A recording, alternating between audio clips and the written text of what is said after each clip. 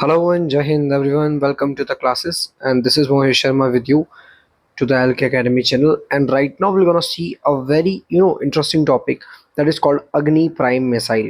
मैं आपको बता दूं कि रिसेंटली भारत न्यूक्लियर पावर को लेकर और टेक्नोलॉजी को लेकर दोनों को लेकर ही भारत आजकल बहुत ज़्यादा क्यूरियस है। तो आपको पता ही है कि India is nuclear country, nuclear power country. तो ऐसी कंट्री में आज हमारे पास सबमरीन, ठीक है, और बाय रोड अगर हम न्यूक्लियर वेपन को लॉन्च करना चाहें तो बहुत आसानी से लॉन्च कर सकते हैं। But right now we are succeeded in a new technology that we can launch a nuclear weapon through a train. यानी कि we have a multi technology by which we can launch any of the nuclear weapon through the train, and it's a really a greatest innovation। यानी कि कहीं ना कहीं USA जैसी, Russia जैसी country के बाद आज एक भारत भी ऐसा पगाम कंट्री बन चुका है जो अपने न्यूक्लियर वेपन्स को ट्रेन के थ्रू लॉन्च कर पाएगा। इस वीडियो के दौरान हम यही सारी चीज़ें जानेंगे, किस तरीके से भारत अपनी सारी चीज़ों को यहाँ पर देख रहा है और उनको एस्टिमेटेड लगा रहा है चीज़ों को। So guys, let me tell you one thing कि the defence research and the development organisation has successfully test fired the Agni P ballistic missile from a rain based mobile, ठीक है, रेल बेस्ड मोबाइल लॉन्चर। मतलब अभी जो ये आप देख रहे हो basically it's just a rail based mobile launcher. यानी कि अब भारत में 70,000 किलोमीटर का रेलवे ट्रैक है हमारे पास। अब आप सोचिए, अगर हम किसी एक पर्टिकुलर पॉइंट से मिसाइल को लॉन्च कर रहे हैं, किसी भी एक पर्टिकुलर पॉइंट से, तो उसको ट्रैक कर पाना बहुत आसान है। बट जब मैं बात कर रहा हूँ कि 70,000 किलोमीटर का ट्रैक हमारे पास है, तो उसको ऑब्जर्व कर पाना, उसको देख पाना इतना आसान नहीं है। In that condition I can tell you one thing कि भारत कहीं ना कहीं यहाँ पर बहुत ज़्यादा सक्सेसफुली अपनी मिसाइल्स, अपने लॉन्चर्स वगैरह को आसानी से लॉन्च कर सकता है। Now placing India as an exclusive group of the nation Russia, USA and China, इन सब के बाद भारत चौथी ऐसी कंट्री बन चुका है जो इस चीज़ में सक्सेसफुल है। राइट नाउ नॉर्थ कोरिया के बारे में we are not clear, but yes, North Korea is also having that kind of technology, but I'm not sure about that, and there is no information regarding that it is present right now। कहते हैं कि दुश्मन जितना अपनी हथियारों को छुपा के रखे उतना ही ज्यादा खास बातें होती है। The one of the most important thing, they have the long range, ठीक है, एंड द अच्छा, this word can just confuse you, ठीक है। So when ever I am using this type of word it can confuse you because regarding the many thing, ठीक है।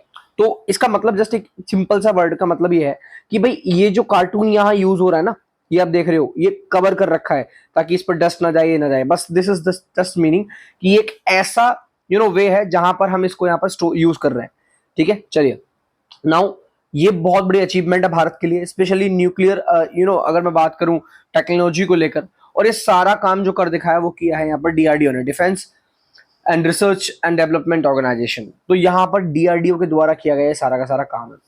One of the most important thing, आज भारत तो पहले पास, सबसे पहले हमारे पास अग्नि 1 मिसाइल थी 1982 89 के, अगर मैं पॉइंट ऑफ व्यू से बताऊं तो वहां पर हमारी जो खाली जो रेंज थी वो थी 700 से 1000 किलोमीटर तक की रेंज थी, जो कि सिर्फ बेसिकली बहुत कम रेंज है। नाउ अग्नि 2 1999 में धीरे धीरे हमने डेवलप किया, that is called two stage solid fuel missile, जिसकी 2 से 3000 किलोमीटर तक की। टू स्टेट का मतलब समझ रहे हो, एक आपको थ्रस्ट प्रोवाइड करेगा, नीचे से ऊपर लेके जाएगा, यहाँ पर अनडॉकिंग होगी, अनडॉकिंग होने के बाद यहाँ से दोबारा प्रेशर लगेगा। तो 2 स्टेट वाली ये एक मिसाइल थी अग्नि 2। फिर अग्नि 3 आई, जिसकी रेंज हमने और बढ़ाई 3500 से 5000 किलोमीटर की 2006 में। फिर अग्नि 4 आई, और अग्नि 4 को अगर मैं दिखाना चाहूँ तो अग्नि 4 की 3500 से 4000 तक की बीच की रेंज थी, है ना, बट लाइटर थी और मोर एक्यूरेट थी। 2011 में हमने इसको डेवलप किया। देन 2012 में अग्नि 5, जहां 5000 से 8000 किलोमीटर तक की हमारी रेंज है अभी रिसेंटली, है ना, and covering Asia part of the Europe Africa. And then next generation Agni P 2021 में मिसाइल है, जो अभी हम बता रहे हैं आपको, 1000 से 2000 किलोमीटर तक की लाइटर एक्यूरेट कंसिस्टेंसी है, and next generation upgraded to Agni 1 है। Now one of the most important thing, what is that actually, Agni 6, it is the most important thing. 8 से 10,000 किलोमीटर तक की रेंज, और सबसे बड़ी बात, मल्टी टारगेट्स को टारगेट करती है। मल्टी टारगेट का मतलब समझ रहे हैं, मान लीजिए हमें पाकिस्तान में अटैक करना है, ये एक एरिया, ये एक एरिया, ये एक एरिया, ये एक एरिया, ये एक एरिया, ये मेरा रॉकेट लॉन्चर है, ये मेरा रॉकेट लॉन्चर है, इस पे यहाँ पर जो न्यूक्लियर वेपन्स होंगे ऐसे इस तरीके से यहाँ रखे होंगे, तो एक बार में एक साथ ये 5-6 ऐसे जगह पर अटैक कर सकता है, और इन सबको, इन जितनी भी लोकेशंस हैं इन सबको उड़ा सकता है। दिस इज कॉल्ड अग्नि 6। And right now under development है ये हमारा टारगेट है एंड ये बहुत जल्द पूरा हो गया तो समझो मजा आ जाएगा। नाउ अग्नि पी की अगर मैं बात करूं तो एक नेक्स्ट जनरेशन अपग्रेडेड है। डिजाइन की बात करूं तो ये भी 2 स्टेट सॉलिड फ्यूल है, 11,000 किलो तक का वेट है इसका। एंड लगभग अगर मैं बात करूं सॉलिड फ्यूल सॉरी 11,000 का है इसमें।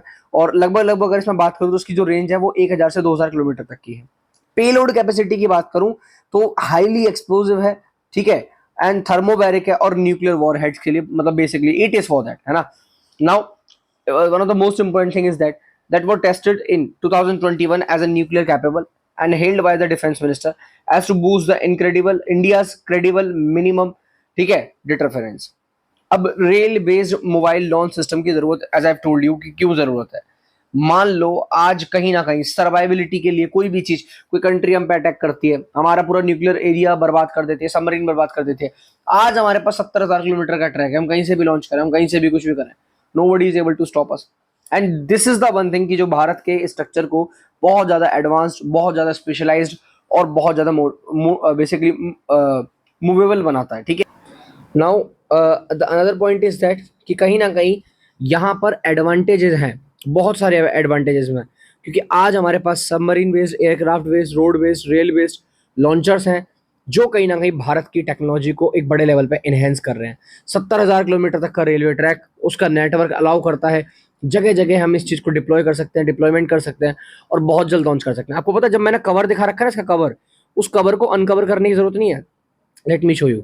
ये जो कवर है, इस कवर को अनकवर करने की जरूरत नहीं है, इसको इस कवर के अंदर से ही लॉन्च किया जाएगा और यहीं से लॉन्च हो जाएगी, ठीक है। इसीलिए इस वर्ड का ज्यादा महत्व था जो मैं बता रहा था, ठीक है। तो कैनिस्ट्रेटेड, जब भी मैं मिसाइल की बात करूंगा तो आप इस बात को समझ जाइएगा, इट्स वेरी बेसेबल।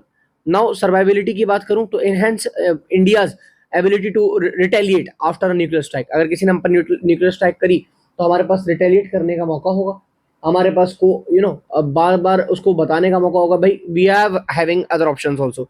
दूसरी कंट्री सोचकर हम अटैक करने की कोशिश करेंगे।